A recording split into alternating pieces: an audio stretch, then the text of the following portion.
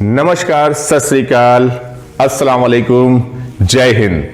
26 जनवरी हर साल की तरह इस बार भी एक बार फिर से हम भारतीय पूरे हर्षोल्लास के साथ गणतंत्र दिवस मनाने के लिए तैयार हैं। हर तरफ आपको तिरंगों के फहराने का एक खुशनुमा माहौल दिखाई देगा।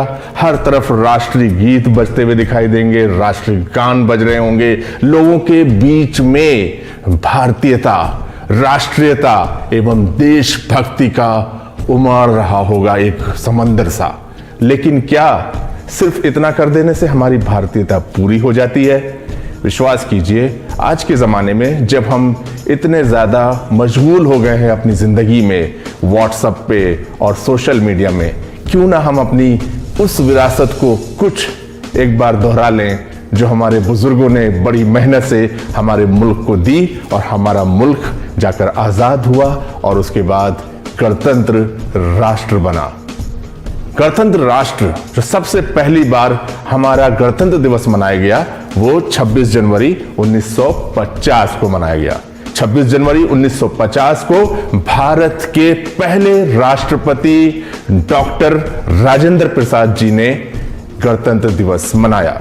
गणतंत्र दिवस हम क्यों मनाते हैं ये सभी लोग जानते होंगे, लेकिन फिर भी हम दोहराते हैं। गणतंत्र दिवस हम मनाते हैं कि हमारा भारत राष्ट्र का संविधान 26 जनवरी 1950 को लागू किया गया। वैसे तो संविधान 26 नवंबर 1949 को लिख लिया गया था, लेकिन उसको लागू 26 जनवरी 1950 को किया गया।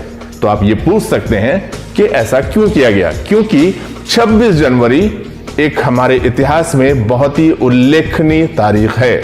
26 जनवरी 1930 को पहली बार हमने पूर्ण स्वराज का नारा दिया, जहां पे हमने ये पूरी तरीके से कसम खाई कि हम अपने मुल्क से इन फिरंगियों को बाहर निकाल देंगे और हम अपने मुल्क को पूरी तरीके से आजाद करेंगे। 26 जनवरी 1930 को पूर्ण स्वराज का नारा दिया गया। इसीलिए 26 जनवरी 1950 को हमने अपने संविधान को लागू किया और गणतंत्र दिवस मनाना शुरू किया। अब एक छोटी सी बात और आपको बताता चलूं कि गणतंत्र दिवस और स्वतंत्रता दिवस जो दिन मनाए जाते हैं 15 अगस्त और 26 जनवरी, दोनों ही दिन हम राष्ट्रीय ध्वज को अपने फहराते हैं, लेकिन उनमें थोड़े से अंतर है। 15 अगस्त को हम जो झंडा रोहण करते हैं और जो 26 जनवरी को हम झंडा फहराते हैं, उन दोनों में क्या अंतर है? 15 अगस्त को जो हम झंडा रोहण करते हैं उसमें झंडा नीचे से धीरे धीरे ऊपर जाता है और उसके बाद उसको फहराया जाता है, जबकि 26 जनवरी को हमारा झंडा पहले से ऊपर होता है और उसको अनफोल्ड कर दिया जाता है। 15 अगस्त को झंडा नीचे से जब ऊपर जाता है तो वो ये दर्शाता है कि हम अपने राष्ट्र को कठिनाइयों से नीचे से उठाकर ऊंचाई तक ले गए हैं और हमने अब अपने पंख खोल दिए हैं कि हम आजाद हैं। और 26 जनवरी को हम ये बताते हैं कि हम आजाद हैं, लेकिन हमने अब अपने आप को एक सभ्य समाज बना लिया है, हमने अपना गणतंत्र राज्य बना लिया है और आज से हम अपना संविधान लागू करते हैं। 24 जनवरी 1950 को 308 असेंबली मेंबर ने हमारे राष्ट्रीय भारतीय संविधान को पास किया। हमारे कानून को लिखने में एक ड्राफ्टिंग कमेटी बनाई गई और उस ड्राफ्टिंग कमेटी के जो हेड थे या लीडर थे वो थे डॉक्टर BR अंबेडकर। इस संविधान को लिखने में 2 साल 11 महीने और 18 दिन लगे और यह संविधान 24 जनवरी 1950 को पास कर दिया गया। इसको 2 भाषाओं में लिखा गया है, एक हिंदी भाषा और एक इंग्लिश भाषा। दोनों ही प्रतिलिपियां संविधान की हस्तलिखित हैं, यानी कि पूरी तरीके से हाथ से लिखी हुई हैं और इनको भी बड़े ही संभाल के पार्लियामेंट में हीलियम फील्ड कैस्केट में रखा गया है, जिससे कि इनकी जो पेज की और पेपर की जो उम्र है वो अच्छी रहे। और 1950 को जो हमारे पहले राष्ट्रपति थे उन्होंने पहली बार गणतंत्र दिवस मनाया।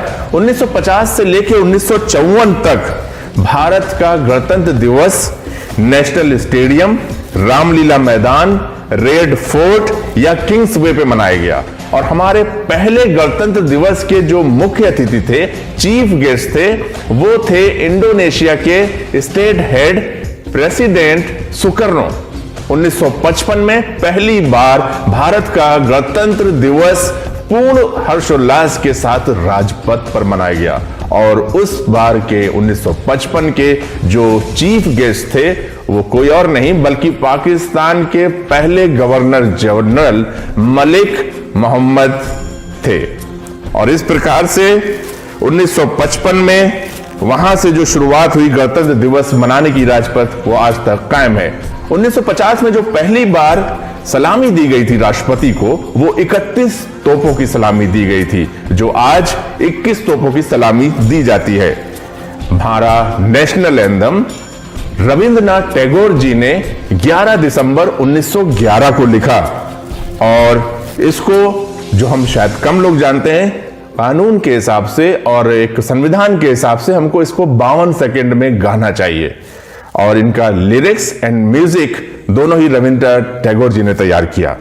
नेशनल फ्लैग या राष्ट्रीय ध्वज, जिसको 3:2 के अनुपात में बनाया जाता है, यानी 3 उसकी चौड़ाई और 2 उसकी ऊंचाई, और उसमें 3 रंग रखे गए हैं। सबसे ऊपर सैफ्रॉन, बीच में सफेद और नीचे हरा। ये जो रंग है, ये भी यहां तक सोचा गया कि रंग भारत के 2 जो सबसे बड़े धर्म, हिंदू धर्म को प्रतीक मानते हुए भगवा रंग रखा गया, जबकि मुसलमानों को प्रतीक रखते हुए हरा रंग रखा गया। बीच में उसमें एक चक्र है जो कि अशोक की लाइफ से लिया गया है, और जिसमें 24 तीलियां हैं, जो ये दिखाती हैं कि जीवन एक चक्र है जो 24 घंटे चलता रहता है। और नेशनल फ्लैग की जो डिजाइन करी थी वो थी पिंगली वेंकैया जी ने। भारतीय वायुसेना, जो कि 1950 से पहले नियंत्रित की जाती थी, कंट्रोल की जाती थी रॉयल इंडियन एयरफोर्स के माध्यम से, लेकिन 1950 के गणतंत्र दिवस के बाद भारतीय वायुसेना पूर्ण रूप से स्वतंत्र हो गई, और तब से भारतीय वायुसेना इंडियन एयरफोर्स बन गई। तो ये थी छोटे से वो तथ्य जिनको हमको अपने समाज में, अपनी जो जनरेशन है उनके बीच में रखना चाहिए, और कम से कम इतना तो हमें अपने राष्ट्र के बारे में जानने का हक बनता ही है। इन्हीं लफ्जों के साथ आप सबको गणतंत्र दिवस की हार्दिक शुभकामनाएं।